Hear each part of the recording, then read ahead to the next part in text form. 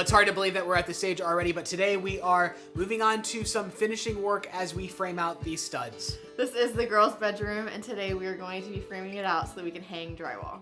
So this happens to be my first time using metal studs. All my experiences with wood studs, but I'm sure we can figure this out. And today we're using these 2-inch thick or 5 centimeters thick metal studs in order to get the walls as close as possible so that we don't lose any space. 246 and a half. All right, 246 and a half. Yeah.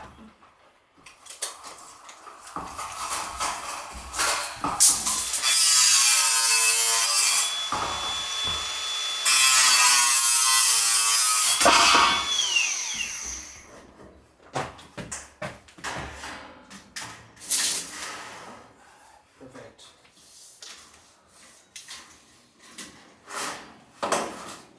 $247 and a half.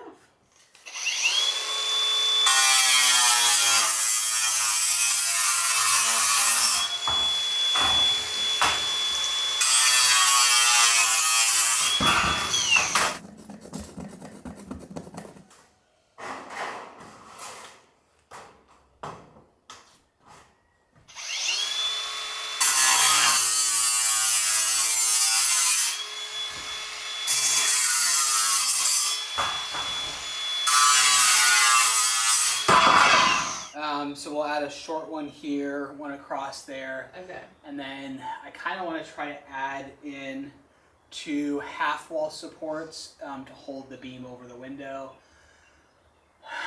But we need to see how that works first.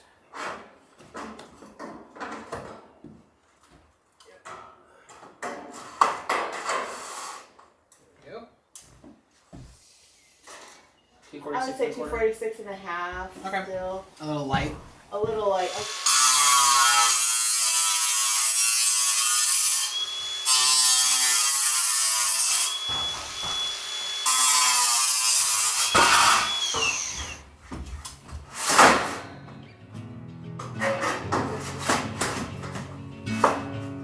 I was waiting in the undertow, set adrift with featherweight like bows, unaware of where my heart would flow. I was waiting in the undertow, can't touch the bottom, sit into a tumble. Waves that shake me out of my skin. Never been so easy, losing my direction. My bearings have me south of home, but I've been wrong before. Well, this window lintel definitely took a lot longer than expected to put in, as it's my first time working with these metal studs, but I managed to figure it out. Quite pleased with the results. We got it all reinforced and stabilized, and that means we can move on to the rest of the room. We have a gap back here so that you can fit insulation the entire way up, but then also have the face covered in a wood beam. And then later on we'll add additional wood covering up this gap and kind of framing in the window nicely.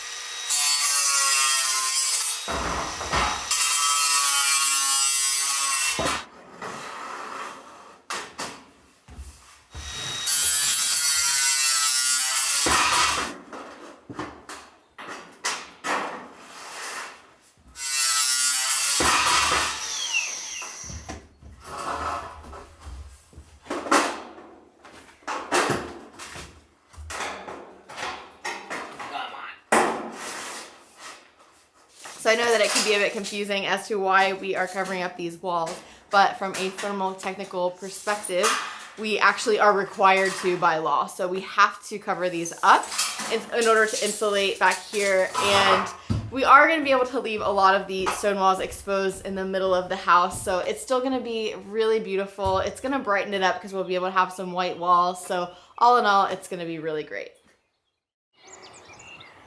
Well, I admit I got very distracted with work and with learning a new skill and just the excitement of seeing it all come together that I forgot to bring the camera out and film the process. So I'm now filling you in at the end of the process. But first, let me back up and show you what we were working with before. For a long time, you guys have been asking us, what are we going to do about this ugly cement all along the roof line? All of that cement is the unfortunate reality of putting on a new roof and meeting modern day code requirements. The cement ring around the roof was actually required by code and was done before we had purchased the building, and unfortunately is quite ugly, but we have an incredible way to fix all of that I'm going to show you now. First of all, here's our fun little scaffolding setup that is hanging out over top of the stairs here. We've got our wheelbarrow full of mortar that we're using, and then look at the after. Behind all of this new beautiful render used to be all of that ugly cement that just looked terrible. There is, in the corner, the difference from here to here. It's not finished yet, but we're kind of going for that look of you've just kind of hammered off the old render and revealed the stones, but I'm quite pleased with how well this is covering it up. It won't remain gray as it is currently. We will then go back with probably a lime putty and use that lime putty to essentially paint over it to be a kind of milky, creamy, antique white. And then it's going to look excellent. The last part of the process is to simply kind of round off the angles, which I'm using a combination of a trowel and then a wet, thick brush to make them not quite as sharp as they go on.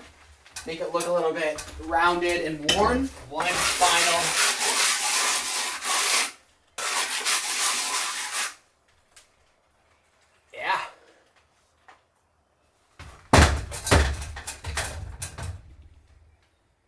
that's safe.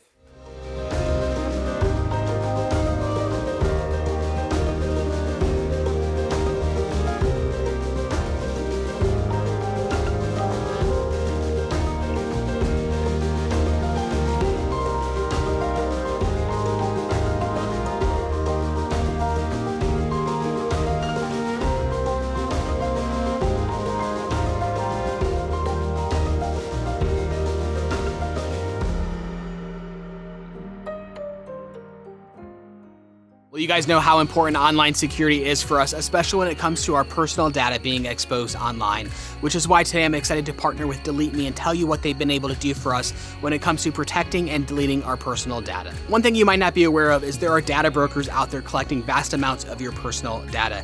They collect this via social media sites, even government websites, and elsewhere. They collect past addresses, phone numbers, even your social security number, and they can package this up and sell it to other data brokers, sell it to big businesses, or to scammers or anyone who might be interested in your personal data. The risk of identity theft is extremely high these days, which is why we trust Delete Me to handle our entire family's information and to go out there and find it on the internet and delete it. When you sign up for Delete Me, they will go out there and find potentially hundreds of data brokers who have your personal information, and they will work on your behalf to delete all of that information, including addresses and phone numbers, etc. And they will continually monitor sites and repeat removals as needed. After 7 days, you'll get a privacy report showing where your data is public, and then they will get to work having it removed. Right now, if you also want to join Delete Me, you can get 20% off by going to joindeleteme.com/Voyagers or by using the coupon code Voyagers. So go ahead, take control of your personal data today, and thanks to Delete Me for sponsoring today's video.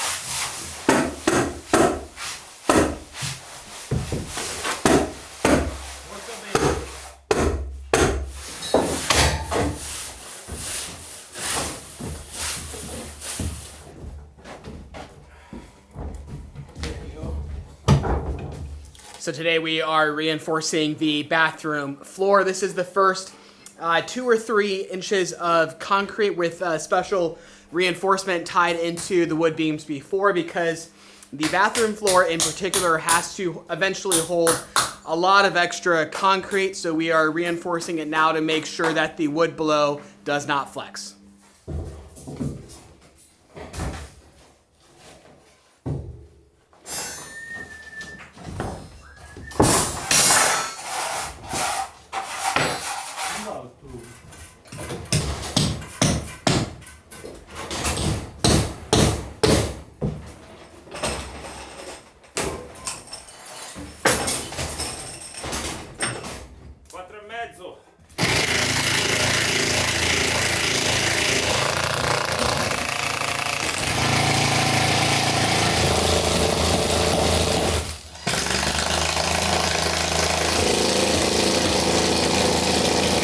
So we've laid down rebar mesh as well as drilled these lag bolts into the beams below. We've measured out where the beams are beneath the wood and drilled in these long bolts for reinforcement, as well as lifted up the rebar mesh with what they call caramels, because they kind of look like caramels. It's funny how you have a lot of food phrases in construction.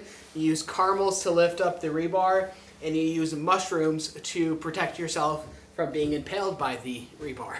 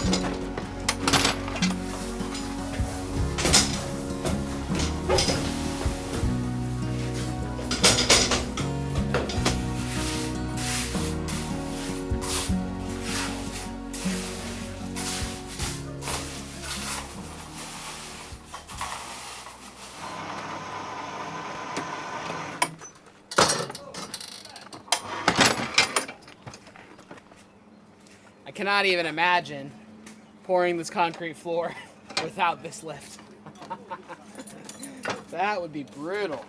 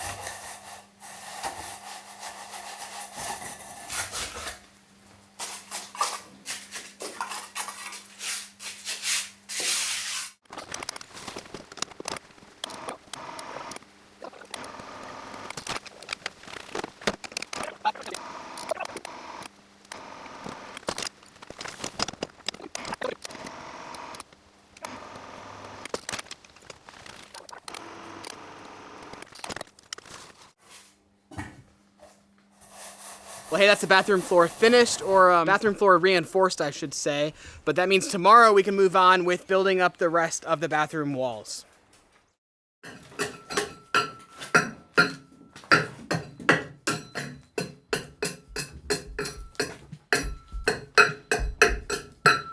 It started when you took me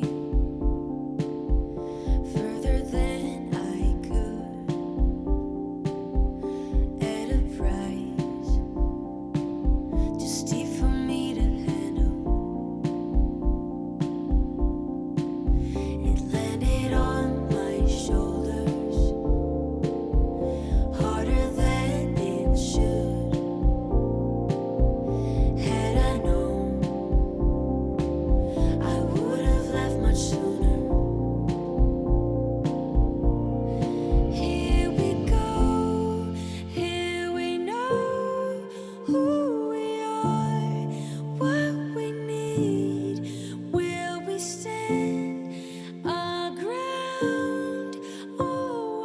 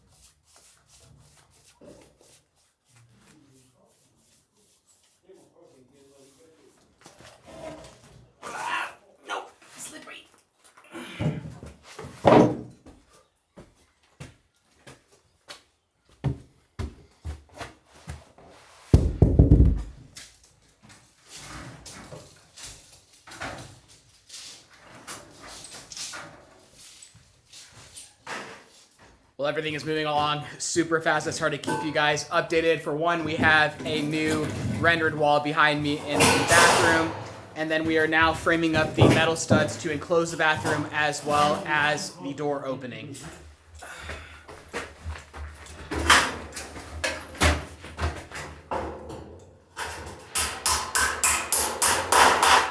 Okay.